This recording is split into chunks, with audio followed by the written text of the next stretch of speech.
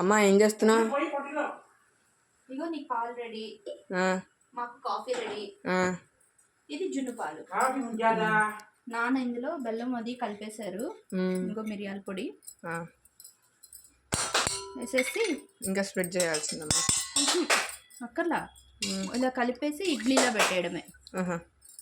పెట్టేసి ఇంకో ఇడ్లీ దాంట్లో లోపల వాటర్ పోయాలి. పాలు పోసే.